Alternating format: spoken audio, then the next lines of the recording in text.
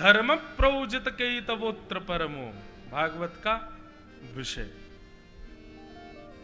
श्रीमद् भागवत की कथा कई लोग इसलिए कराते हैं हमारे पितृ मुक्त हो जाएं। बहुत सावधानी से सुनिएगा। भागवत जी की कथा इसलिए करा रहे हैं पितृ मुक्त हो जाएं, हो जाते हैं, वो बात सत्य है, पर इसी कारण से नहीं करानी चाहिए। बहुत ध्यान से सुनिए। और जो लोग, अच्छा एक बात बताएं, ये 25-30 तो उत्तर हमको यहां मिले हैं प्रत्यक्ष, कम से कम 100 से अधिक उत्तर तो सोशल मीडिया से हो रहे हैं। कल्याण का साधन क्या है, तो ये भी अच्छी बात है, वहां पे भी लोग सुनते हैं, बहुत लोग सुनते हैं। कल की कथा 35-40 हजार लोगों ने सुनी होगी, हर दिन सुनते हैं, बहुत वैष्णव। अच्छा लगता है कि ये नहीं कि भाई कितने हम बढ़ रहे हैं, कितने पॉपुलर, ये अच्छा लगता है कि इतने लोग कथा सुनते हैं, इतने लोग कम से कम भगवत भाव सुनते तो हैं, अच्छा लगता है। अच्छा, जब लगता है कि आप लोग सुनते हैं तो फिर हमारा भी भाव होता है कुछ नवीन प्रस्तुत करें, कुछ अच्छा प्रस्तुत करें, कुछ और बढ़िया मधुर प्रस्तुत करें। जब लगे कि नहीं भाई ये तो बस पल्ला झाड़ रहे हैं, तो हम भी फिर पल्ला ही झाड़ के चले जाते हैं। हम भी सीधे सीधे कथा कह के, अब ठीक है 4 घंटा कहनी है, सहज भाव से कहो। तो भागवत का विषय क्या है? धर्म प्रोजित कई तवोत्र परमो। हमारे चित्त में परम धर्म करने की अत्यंत इच्छाएं जिस क्रिया से प्रकट होती हैं उसको भागवत का विषय कहते हैं। कथा सुनने के बाद आप धर्म के मार्ग के अनुगामी नहीं, परम धर्म के मार्ग के अनुगामी बन जाओगे। धर्म और परम धर्म में अंतर क्या होता है? जहां पर अपने और अपनों का विचार किया जाए वो धर्म है, और जहां पर सबका विचार किया जाए वो परम धर्म है। अब हमारे बटुक जी महाराज स्वयं भी कथा वक्ता है, अच्छी मधुर कथा कहते हैं, पर बटेश्वर महादेव के उपलक्ष्य में उनके पाटोत्सव के रूप में खर्चा करेंगे, आप सब लोगों को जोड़ेंगे, सबसे कहेंगे कि भाई अपना अपना व्यय करो, और फिर किसी को बाहर से बुलाएंगे, आप आके कथा सुनाओ। ये परम धर्म है। परम धर्म की इच्छाएं अत्यंत प्रकट हों, ये भागवत का विषय है।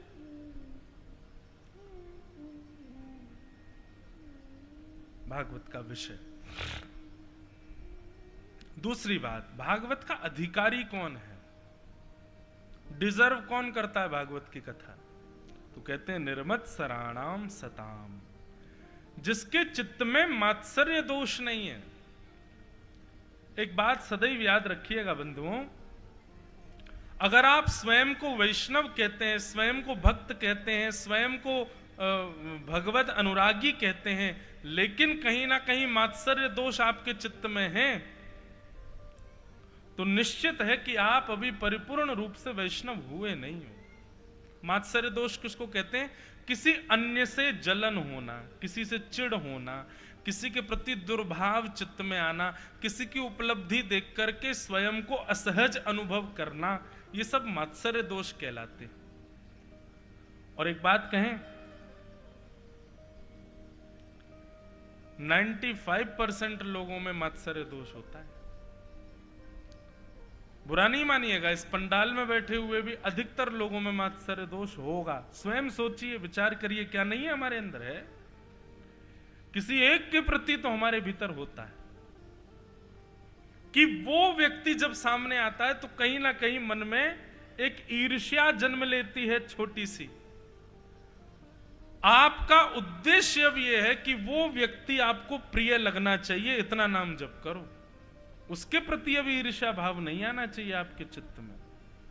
जब तक वो प्रिय ना लगने लग जाए तब तक आप नाम जप बढ़ाते रहो, कथाएं सुनते रहो, इतना सत्संग करो कि वो प्रिय दिखे।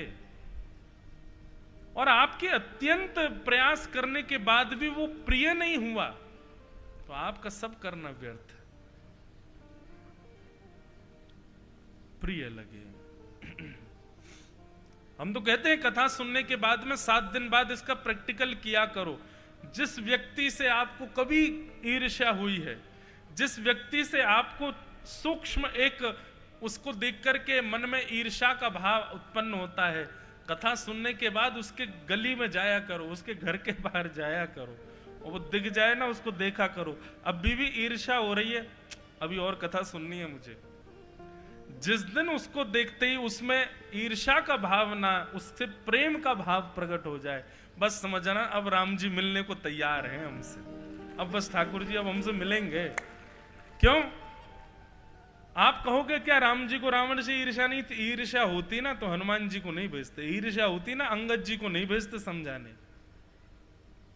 ईर्ष्या होती तो सीधे आक्रमण होता, ईर्ष्या होती तो समझाया नहीं जाता। लेकिन सामने वाला मान ही नहीं रहा है किसी भी क्रिया से, तब युद्ध हुआ। अच्छा देखो, ठाकुर जी ने किसी से ईर्ष्या की नहीं। महाभारत युद्ध भी जब होने वाला था तो भगवान स्वयं शांति दूत बन करके गए और कौरवों को एक बार समझाने का प्रयास किया, अरे दुर्योधन एक बार और विचार कर ले भैया, युद्ध में तुमको लग रहा है अभी बोलने में कि युद्ध करके हम जीत जाएंगे और ये वो, पर कितनी बालक अनाथ हो जाएंगे, कितनी माताएं विधवा हो जाएंगी, पूरी इंद्रप्रस्थ की भूमि, हस्तिनापुर की भूमि रक्त रंगित हो जाएगी, विचार कर लो भाई। अरे 5 गांव ही दे दो पांडवों को, भगवान वहां भी समझाने गए थे। पर दुष्ट दुर्योधन ने कहा, सुचग्रैव न दास्यामि बिना युद्धे न केशव, बिना युद्ध के एक सुई की नोक के बराबर जमीन भी नहीं दूंगा पांडवों को। या तो युद्ध करके सब कुछ ले जाएं और या फिर युद्ध में हार करके मेरे राज्य को छोड़ के जाएं। ठाकुर जी ने वहां भी समझाया। कंस को भी कितने संकेत भेजे भगवान ने, जितने राक्षस भेजे सबको मार दिया। कंस अब तो सुधर जा, अब तो मान जा, तब भी नहीं माना। ठाकुर जी का स्वभाव है, वो ईर्ष्या नहीं करते, सीधे आक्रमण नहीं करते, पहले समझाते हैं, नहीं मानता तब युद्ध होता है। हम लोग उल्टे हैं, किसी से यदि हमारी ईर्ष्या हो गई तो हम उसको बताएंगे भी नहीं, सीधे युद्ध करने पहुंच जाएंगे, उस पर FIR दर्ज करा दी उसके नाम, लड़ने पहुंच गए। ये ईर्ष्या है। जब ईर्ष्या का भाव नष्ट होता है तो सामने वाले से संवाद किया जाता है, विवाद नहीं। आपकी स्थिति संवाद की बने, विवाद की नहीं। वैष्णव विवाद से दूर रहता है, अपने आप को हरा देगा लेकिन विवाद नहीं करेगा। तो भागवत का अधिकारी कौन?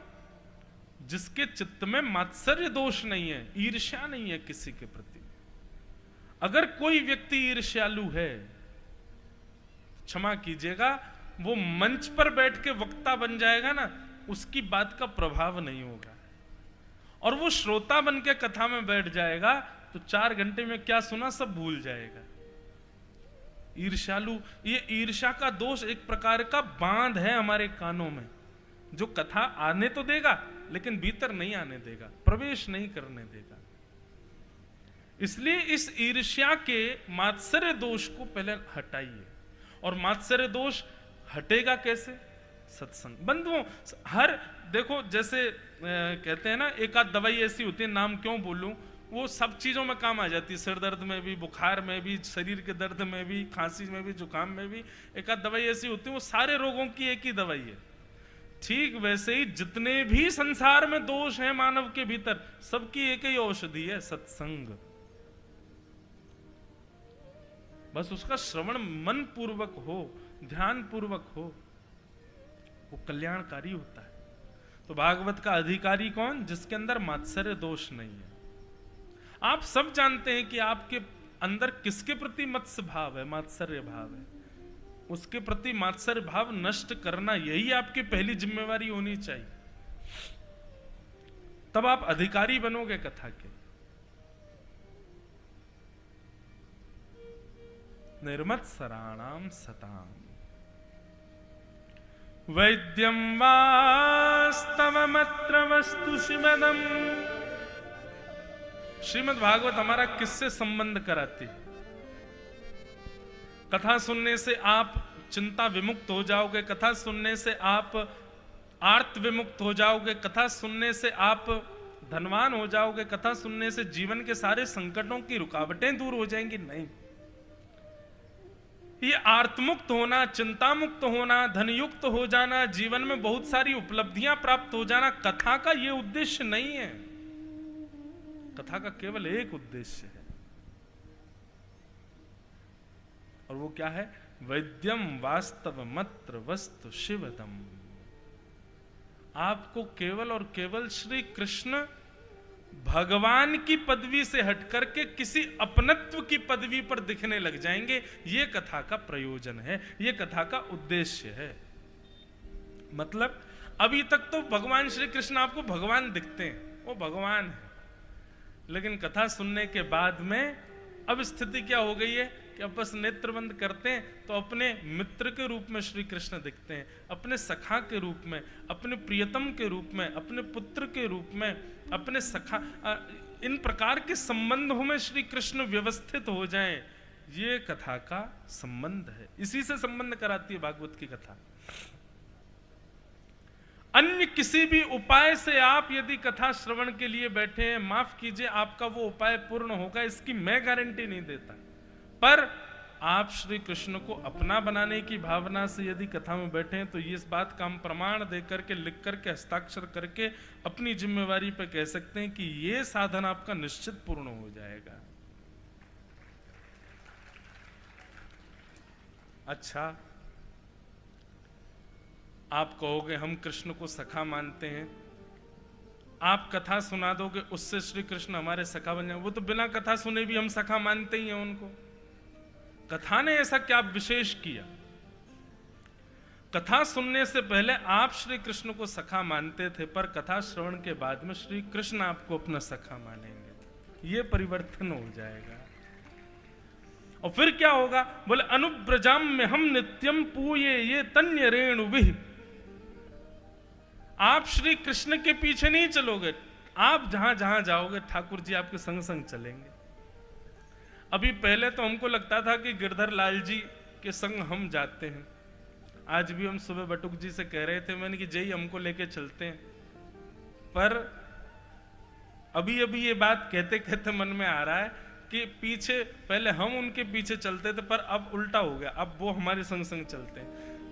अब ये भाव हमारा परिवर्तित हो गया है कि ठाकुर जी जहां जाएंगे वहां हम जाएंगे। नहीं, ठाकुर जी ने अब संबंध बना लिया, बोले जहां तू ले जाएगा वहां मैं संग चलूंगा। एक हम पद गाते हैं ना, जहां ले चलोगे वहीं मैं चलूंगा। ये भक्ति की प्रारंभ स्थिति है। आप ठाकुर जी से कह रहे हो कि जहां आप ले चलोगे ठाकुर जी वहां हम चलेंगे, लेकिन भक्ति की चरम स्थिति क्या है? ठाकुर जी आपसे कहें जहां तू ले चलोगे वहां मैं चलूंगा, जहां तू बैठा दोगे वहीं मैं बैठूंगा, जो खवावे को सो खाऊंगा।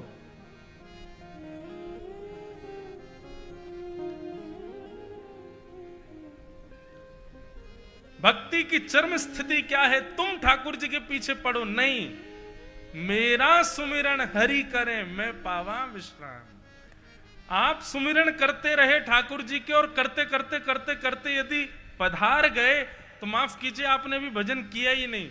सुमिरन करते करते करते करते एक दिन ऐसी स्थिति आ जाए कि आपका सुमिरन बंद हो जाए, ठाकुर जी आपका सुमिरन प्रारंभ कर दें। बंधुओं, मीराबाई सुमरती थी ठाकुर जी को, पर एक स्थिति ऐसी आ गई थी कि मीराबाई को ठाकुर जी सुमरते थे।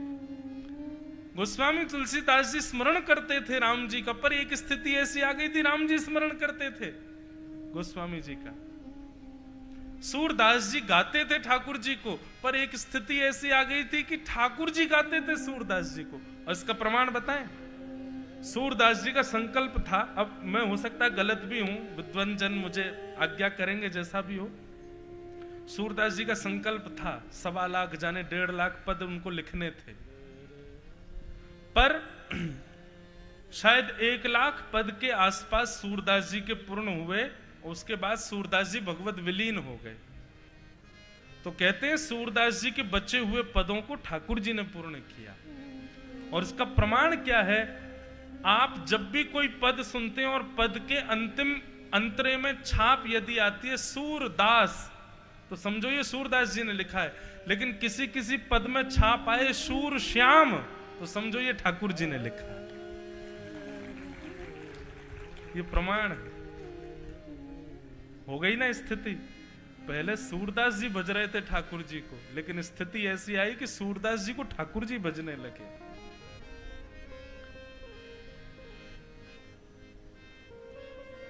हरि जी मोरी क्या बिगड़ेगी, जाएगी लाज तुम्हारी। ये सूरदास जी का पद नहीं है। सूर श्याम पाछे पछतई हो, जब मोहे देख उघारी। ये ठाकुर जी ने लिखा है। ऐसा वैष्णव जन हमारे पूर्वाचार्य बताते हैं। गोस्वामी तुलसीदास जी ने मानस की रचना की, विनय पत्रिका की रचना की।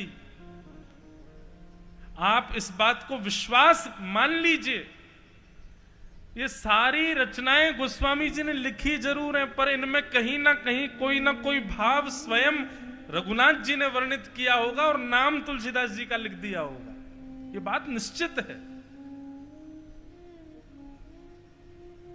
व्यक्ति हर समय उस भाव में नहीं रह सकता।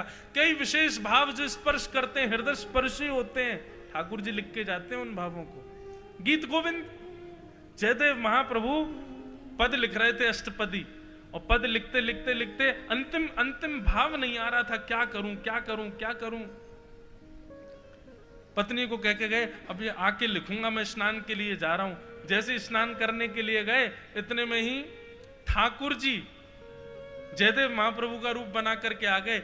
और जैसे ही कक्ष में आए, पत्नी बोली, आप तो स्नान करने गए थे। अरे नहीं देवी, मुझको याद आ गया, मैं तुरंत लिख देता हूं। तुरंत लिख दिया अंतिम पद, और लिखने के बाद बोले, देवी सुनो, आज स्नान बाद में करेंगे, पहले भोजन कराओ। जयदेव महाप्रभु की पत्नी बोली, आज तो पता नहीं क्या होगा। बोले जल्दी भोजन कराओ, भूख लगी है हमको। अब महाप्रभु जी की पत्नी बढ़िया भोजन बना लाई, और ठाकुर जी जयदेव महाप्रभु के रूप में गए, खूब चट खूब पाए उनके घर में प्रसादी। उनकी पत्नी का नियम था, वो जयदेव महाप्रभु की झूठी थाल में ही प्रसाद पाती थी, उच्छिष्ट पति का पाती थी। अब ठाकुर जी तो पाके बोले, अब मैं जा रहा हूं स्नान करने, तुम पालो। अब वो महाप्रभु जी की पत्नी उसमें पाने लगी। इतने में जयदेव महाप्रभु, असली जयदेव महाप्रभु आ गए। आकर के बोले, देवी ये तुमने क्या किया? नहीं कोई दिक्कत नहीं है, पाओ, पर तुम्हारा तो नियम है कि हम पा लेते हैं, हमारे बाद तुम हमारी थाली में पाती हो। आज हमसे पहले ही शुरू हो गई, इतनी भूख लगी तुमको?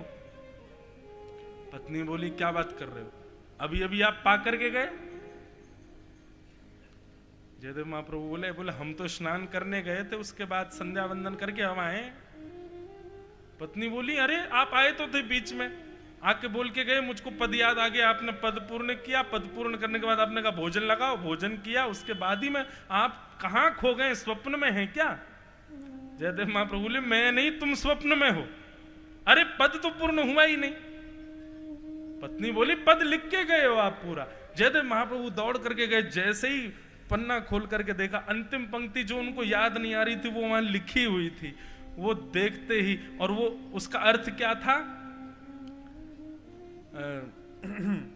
मुझे स्पष्ट याद नहीं, पद मुदारम, देही पद पल्लव मुदारम ऐसे करके है अंतिम पद। तो उसका अर्थ ये था कि ठाकुर जी के गुणानुवाद किए जयदेव महाप्रभु ने, ठाकुर जी ऐसे, ठाकुर जी ऐसे, ठाकुर जी ऐसे। अंतिम पंक्ति में कुछ याद नहीं आ रहा था, तो स्वयं जगन्नाथ जी जयदेव महाप्रभु के रूप में आकर के लिख करके गए, ऐसे श्रेष्ठ ठाकुर जी का सिर सदा श्री जी के चरणों में झुका रहता है। ये पद ठाकुर जी लिख करके गए, और ये देखते ही जयदेव महाप्रभु के नेत्र सजल हो गए। पत्नी के हाथ से थाल छीन लिया, पाने लगे। पत्नी बोली, मेरा झूठा है। बोले, तेरा नहीं, ये तो श्री जगन्नाथ जी का उच्छिष्ट है। अरे देवी, मैं नहीं, वो श्री स्वयं जगन्नाथ जी आए थे, आकर के पंक्ति पूर्ण करके गए, और तेरे हाथ की प्रसादी पा करके गए, मुझे तुझे प्रसाद दे करके गए। ये स्थिति, तुम भजो तब तक भक्ति नहीं, एक स्थिति ऐसी आए ठाकुर जी तुमको भजने लग जाएं, तब समझो कि अब भक्ति की स्थिति हुई है, अब हमारी भक्ति लाभदायी हो रही है। अच्छा, आज के परिप्रेक्ष्य में ये कैसे देखोगे, तो मैं एक युक्ति बताता हूं। कभी हमारे वृंदावन जाओ, राधा रमन, राधा वल्लभ, बांके बिहारी दर्शन करने जाओ, तो ठाकुर जी तुमसे प्रसन्न है कि नहीं, ठाकुर जी तुमको बचते हैं कि नहीं, याद करते हैं कि नहीं, इसका प्रमाण देखना हो ना, तो बिहारी जी के मंदिर में जाने से पहले ही सोच लो। आज बिहारी जी ने अगर नीली पोशाक पहनी होगी, गले में वैजंती माला, गुलाब की माला, मोतियों की माला, माथे पर ऐसा मुकुट, मतलब पूरा श्रृंगार आप पहले ही विचार कर लो और बोलना पूरे श्रृंगार में से यदि कुछ भी बिहारी जी ने धारण किया होगा तो मैं मान जाऊंगा कि बिहारी जी मुझसे प्रसन्न है। आप सुनो, एक बात बताएं, इस भावना से जब आप दर्शन करने जाओगे, बिहारी जी के उस रूप को जन्म जन्मों तक भूल नहीं पाओगे, क्योंकि आपकी दृष्टि फिर परखेगी ठाकुर जी को। और कहीं आपने जो विचार किया वो अगर मिल गया तो 3 आदमी संग लेके जाना, क्योंकि बेहोश हो जाओगे। फिर 3 आदमी चाहिए उठाने के लिए, फिर आप अनकॉन्शियस हो जाओगे, आप देह शुद्ध नहीं रहेगी। विचार करो, कुछ जो आपने सोचा वैसे ठाकुर जी मिल गए। हम तो खूब करते हैं ठाकुर जी के संग ऐसी लीला। अभी की बात है, ये हमारे ठाकुर जी का हर वर्ष उत्सव होता है 11 से 17 जनवरी। बटुक जी पधारे थे द्वारिका। अगले वर्ष वो उत्सव नाथ द्वार में है। तो हम कथा द्वारिका पूर्ण करके सीधे मेरी कथा थी गुना में, मध्य प्रदेश। तो हम सोच रहे थे कैसे जाएं गुना। तो द्वारिका से हम आ गए इंदौर, और इंदौर से बाय रोड गुना जाना था। तो विचार था कि मध्य में महाकाल भगवान को प्रणाम करेंगे और सीधे जाएंगे, फिर गुना में जाके कथा करेंगे। लाल जी हमारे संग थे, हम 2 लोग थे, हम और अनुस पंडित जी थे साथ में। तो जैसे ही हम महाकाल मंदिर पहुंचे तो मैंने कहा, ड्राइवर भैया गाड़ी ऑन रखना, ठाकुर जी को हम यहीं छोड़ जा रहे हैं गाड़ी में। मैं अपने उतर गया गाड़ी में से, चलने लगा। पंडित जी पीछे आ रहे थे, पीछे देखा तो ये ठाकुर जी को जबरदस्ती ले ही आ रहे थे संग में। मैंने कहा, अरे भैया मैं गाड़ी ऑन करवा के आया, तो ठाकुर जी को छोड़ दो वहीं पे, तुम ले क्यों आए? बोले हमने सुना ही नहीं। अब मैंने किया, यार इनने सुना ही नहीं कि मैंने कहा है ठाकुर जी को छोड़ दो गाड़ी में, गाड़ी ऑन है, हम दर्शन करके आते हैं। ये बोले हमने सुना ही नहीं। मैंने किया, अब ले आए हो तो अब वापस क्यों करो, ले चलो। तो मन में एक सूक्ष्म भाव आया कि भाई मेरा मन तो था कि मैं महाकाल से मिलूं, पर महाकाल का मन था मुझे लाल जी से मिलना है। तो अभी सुनो आगे और। लेकिन इस बात में संशय था, मन में संशय था कि अंदर भीड़ होगी, कहीं हमारे लाल जी बेचारे बिच नहीं जाएं। अब ले तुम आए इनको, मन में संशय था। मन में यही संशय चल रहा था, महाकाल की इच्छा होगी तो कुछ विशेष होगा। अंदर जाते पता नहीं कहां से वहां के प्रोटोकॉल वाले और वो सब हमको पहचान गए। अरे महाराज जी आप तो कथा करते हो। मैंने हाँ भैया कथा करते। साथ में थे 2-3 लोग और थे।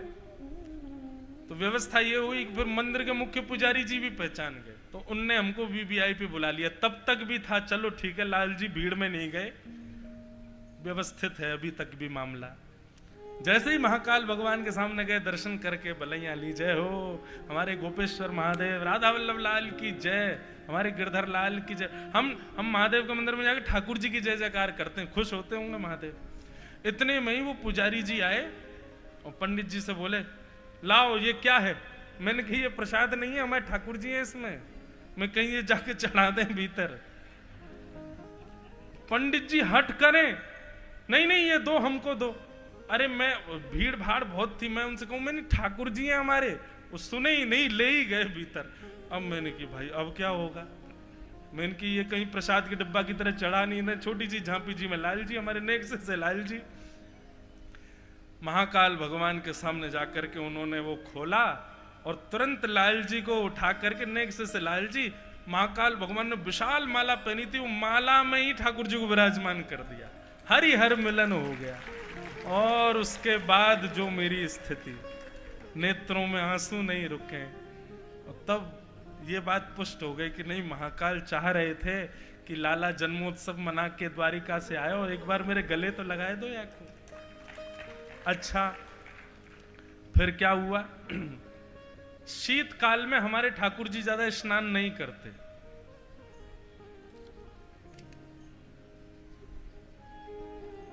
शीतकाल में हमारे ठाकुर जी का स्नान कम होता है। गीले कपड़ा से बस गाल वाल पहुंच दिए, हाथ पहुंच दिए बस। छोटे लाला है ना, रोज नहीं नहाते।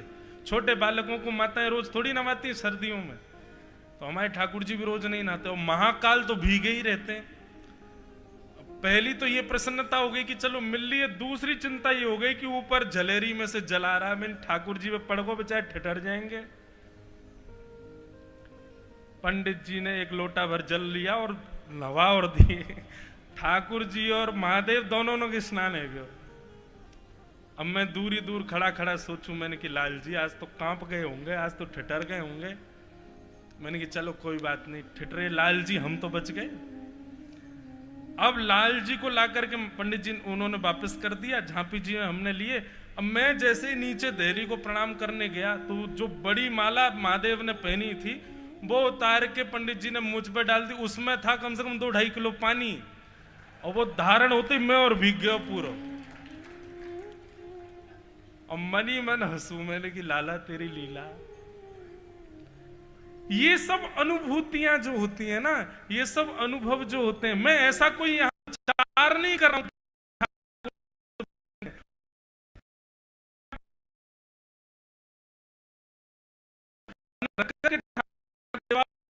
में यदि प्रयास किया ना तो एक और अष्टपदी गाऊंगा, बहुत सुंदर है।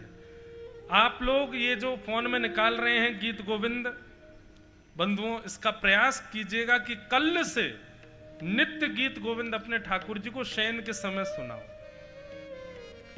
और अपने ठाकुर जी को तो सुनाओ ही, एक बगल में स्वस्थ आज ही दुकान से बढ़िया नया आसन खरीदना, उस पर इत्र लगाना, इत्र लगा करके उस पर बढ़िया जो गुलाब जल का छिड़काव करके सुगंधित कर देना।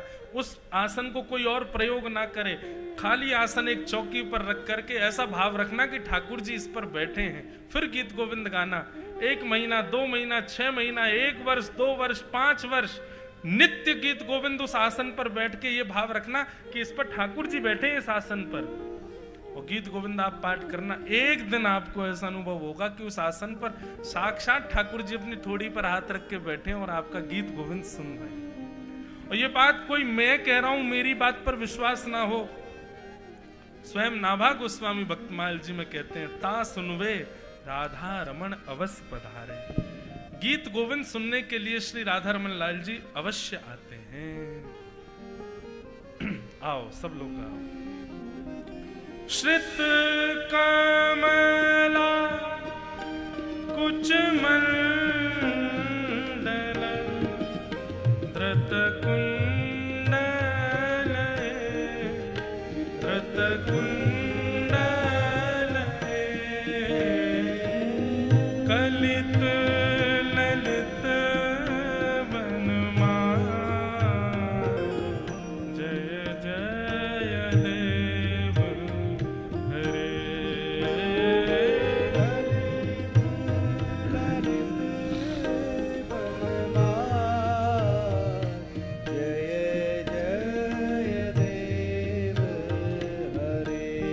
ओ कलित ललित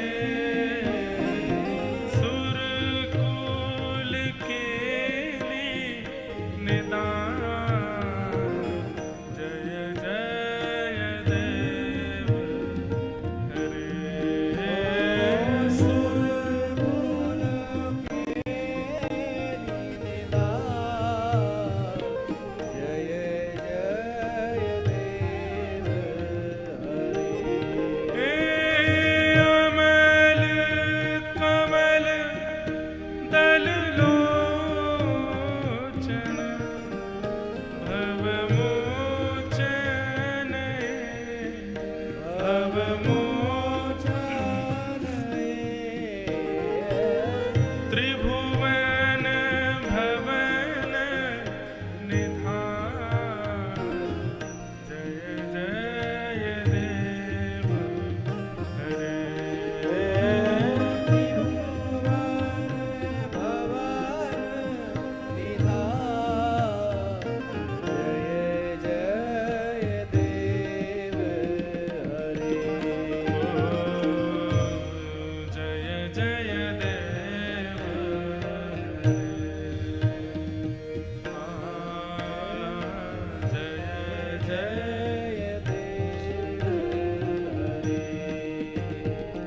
जनक सुता कृत भूषण, जित दूषण जित दूषण,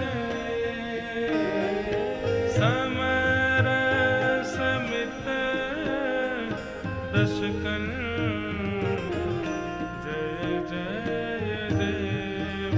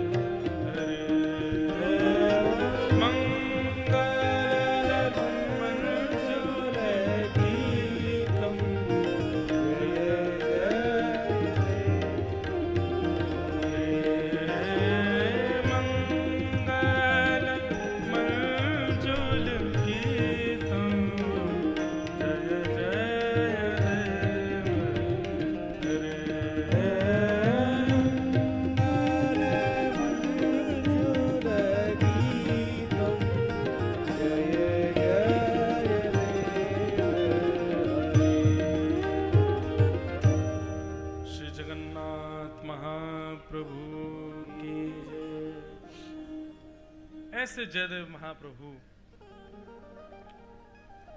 गीत गोविंद गा रहे हैं, पर उनकी भक्ति की प्रधानता क्या है कि उनकी भक्ति से प्रसन्न होकर के ठाकुर जी उनके अपूर्ण शब्दों को पूर्ण करने के लिए कवित्व रूप धारण करके आ जाते, उनके भाव को पूर्ण करते हैं।